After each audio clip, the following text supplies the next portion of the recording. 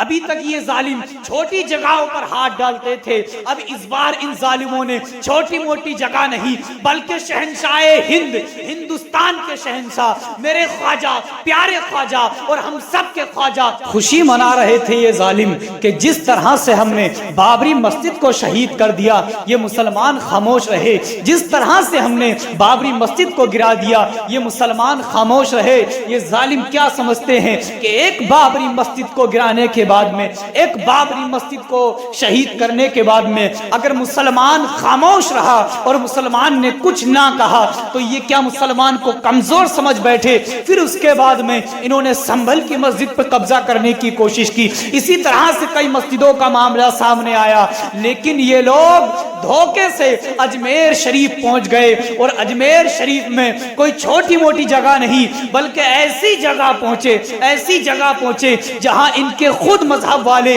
ان کے خود ماننے والے جو 24 گھنٹے اس در پہ اپنے ماتھے کو ٹیکتے رہتے ہیں، اما وہاں مسلمان سے زیادہ تو غیر مسلم ہاتھ پھیلا کر کے مانگتے ہیں، جھولیاں پھیلا پھیلا کر کے مانگتے ہیں، اور ان کی مرادیں اور ان کی تمنائیں پوری ہوتی ہیں، کیونکہ مسلمان اگر ایک دن کے لیے وہاں جائے تو وہاں سے ایک دن میں 5 ٹائم اس درگاہ سے ہٹنے کے بعد میں مسجد میں جا کر کے اپنے سر کو جھکاتا ہے۔ اگر فجر کا وقت ہو جائے تب مسلمان مسجد کو دیکھتا ہے، ظہر کا وقت ہو جائے تب مسلمان مسجد کو تلاش کرتا ہے، عصر کا وقت ہو جائے تب مسلمان مسجد کو تلاش کرتا ہے، مغرب کا وقت ہو جائے اسی طرح سے عشاء کا وقت ہو جائے، ایک دن میں 5 وقت اس درگاہ سے ہٹنے کے بعد میں ہر مسلمان مسجد تلاش کرتا ہے۔ لیکن ان کے مذہب والے، ان کے ماننے والے تو 24 گھنٹے اس درگاہ پر پڑے رہتے ہیں، اگر مانا جائے تو 100% میں 60% لوگ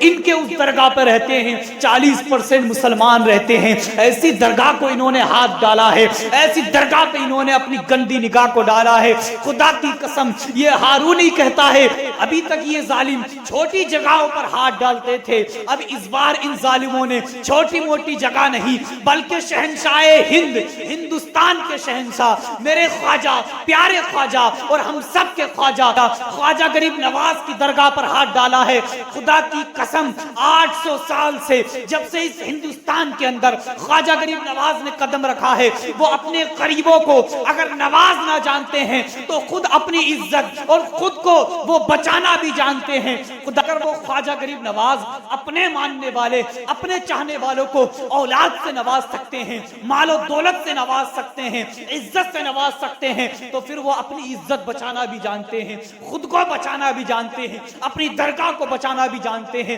خدا کی قسم اگر ان کے لوگوں سے معلوم کیا جائے، اور کچھ لوگ میڈیا والے وہاں پہنچنے کے بعد میں غیر مسلموں سے معلوم کر رہے ہیں کہ آپ اس در پر کیوں آتے ہیں اور کیا مانگتے ہیں اور آج تک آپ کو کیا ملا ہے، تو ان کے ہی مذہب والے اس بات کو کہہ رہے ہیں کہ ہمیں جو کچھ ملا ہے وہ سب کچھ یہی سے ملا ہے، ہمیں سب کچھ یہی عطا کرتے ہیں، یہ ہمارے قریب نواز ہیں، یہ ہم قریبوں کو نوازتے ہیں، اور انہی کے لوگ اس درگاہ کو ہٹانا چاہتے ہیں۔ ابھی تک ان لوگوں نے یہ سوچا کہ ہم نے بابری مسجد کو گرا دیا، مسلمان خاموش رہا، ابھی تک ہم سنبھل کی جامع مسجد کے اوپر بھونک رہے تھے، مسلمان خاموش رہا، لیکن میں بتا دینا چاہتا ہوں اللہ رب العزت نے اپنے قرآن المجید میں فرمایا ان اللہ مع الصابرین، بے شک اللہ صبر کرنے والوں کے ساتھ ہے۔ اللہ رب العزت اور اس کے حبیب سے یہ ان کی امت اتنی محبت کرتی ہے، اتنی محبت کرتی ہے۔ کسی ایک مسلمان سے اگر معلوم کیا جائے کیا اس دین کے اوپر ابھی جو مسجدیں ٹوٹ رہی ہیں، مسجدوں کے اوپر لوگ بھوک رہے ہیں، کیا اگر آپ کو اولاد کی جان دینی پڑی تو کیا آپ اولاد کی جان دے دیں گے؟ تو خدا کی قسم اس نوجوان کے دل میں اور ان عقیدت مندوں کے دل میں وہ عشق رسول ہے، وہ عشق رسول ہے کہ اپنی اولادوں کو لانے کے بعد میں میدان میں کھڑا کر دیں گے، اور کھڑا کرنے کے بعد میں یہ کہیں گے یہ میری اولاد ہے، اگر اس کی جان کی قربانی مجھے دینی پڑی تو میں اس کی جان کی قربانی دے دوں گا، اور اس کی جان دینے کے بعد میں اگر پھر بھی اگر اس دین کو اگر ضرورت پڑی میری جان کی تو میں اپنی جان کی بھی بازی لگا دوں گا، میں اپنی جان کو بھی قربان کر دوں گا، لیکن اس مسجد، مدرسے اور خانقاہوں کو بچا کر کے رہیں گے۔ مسلمان خاموش کس لیے ہیں کہ جو بھی خدا کرتا ہے وہ بہتر بہتر کرتا ہے، جو بھی خدا کرے گا وہ بہتر کرے گا۔ ابھی تک تم نے بولتے رہے لیکن مسلمان کسی وجہ سے خاموش تھا۔ مسلمان اگر بیدار ہو گیا تو پھر تمہارا کہیں ٹھکانہ نہیں بچے گا۔ اے ظالموں،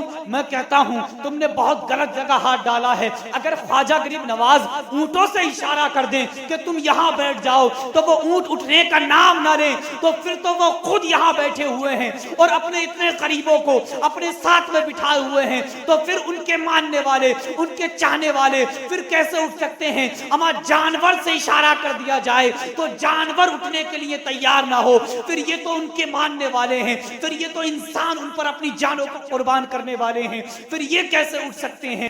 خواجہ غریب نواز کی تو شان یہ ہے، ایک مرتبہ آپ کسی راستے سے گزر رہے تھے، آپ کے مریدین آپ کے ساتھ تھے، چلتے رہے کہ اتفاق سے ایک نظر پڑتی ہے کہ لوگ آگ کو پوجا کر رہے تھے، آگ کو پوج رہے تھے۔ اللہ اکبر، ان کے پاس گئے اور جانے کے بعد میں لوگوں سے کہتے ہیں کہ آپ لوگ اس آگ کو کب سے پوج رہے ہیں، اس آگ کی عبادت کب سے کر رہے ہیں، اس آگ کی پوجا کب سے کر رہے ہیں؟ اللہ اکبر، وہ لوگ کہتے ہیں کہ ہم پیدا نہ ہوئے تھے، ہمارے باپ ہمارے دادا سب اس آگ کی پوجا کرتے تھے، اور جب سے ہم پیدا ہوئے ہیں اس آگ کو پوج رہے ہیں، اس آگ کی پوجا کرتے ہیں۔ سرکار خواجہ غریب نواز نے کہا کہ اچھا، اگر آپ اس آگ کے اندر اپنی انگلی ڈالیں گے تو کیا یہ آگ جلائے گی؟ تو وہ لوگ کہتے ہیں اما آپ کیسی بات کرتے ہیں، آگ کا کام ہے جلانا، تو آگ کے اندر اگر کوئی بھی انگلی ڈالے تو آگ تو جلائے گی ہی۔ سرکار خواجہ غریب نواز کہتے ہیں تو پھر کیوں تم اس کی عبادت کرتے ہو، پھر تم کیوں اسے پوجتے ہو، پھر تم کیوں اس کی پوجا کرتے ہو؟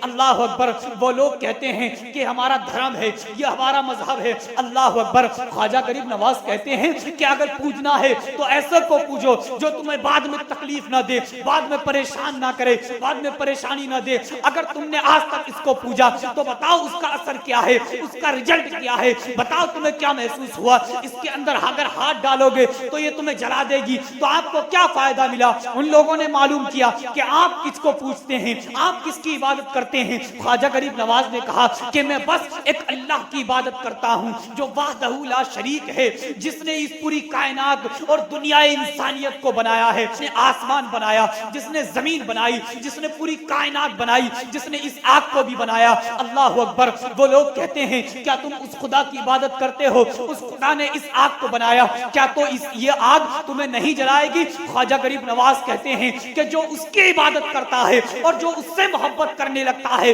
پھر اسے دنیا کی کوئی چیز تکلیف نہیں دیتی ہے۔ اللہ اکبر، وہ کہتے ہیں پھر کچھ دکھائیے کہ یہ آگ تمہیں نہیں جلائے گی کیا؟ اپنے قدم سے جوتی کو نکالا اور نکالنے کے بعد میں اس تندور میں اور اس جلتی ہوئی آگ کے اندر ڈال دیا۔ خدا کی قسم کافی دیر وہ تندور کے اندر ان کی جوتی پڑی رہی، اور کچھ دیر کے بعد میں خواجہ غریب نواز نے اپنے ہاتھ کو اندر ڈالا اور ڈالنے کے بعد میں اس جوتی کو باہر نکالا۔ نکالنے کے بعد میں کہا یہ دیکھو میرے جسم سے ٹکرانے والی ایک جوتی کو اس آگ کی یہ مجال نہیں کہ اس جوتی کو جلا سکے۔ اللہ اکبر، یہ کرامت دیکھنے کے بعد میں وہ لوگ آپ کے قدموں میں گر گئے، اور گرنے کے بعد میں کلمہ پڑھ کر کے مسلمان ہو گئے۔ اب ایسے خواجہ غریب نواز کو جس کو آگ نہ جلا سکے، ایسے خواجہ غریب نواز کے اوپر ان ظالموں نے انگلی کو اٹھایا ہے، ان ظالموں نے گندی نگاہ سے دیکھا ہے۔ جو خواجہ غریب نواز 800 سال سے اپنے غریبوں کو نوازتے ہوں، اپنے غریبوں پر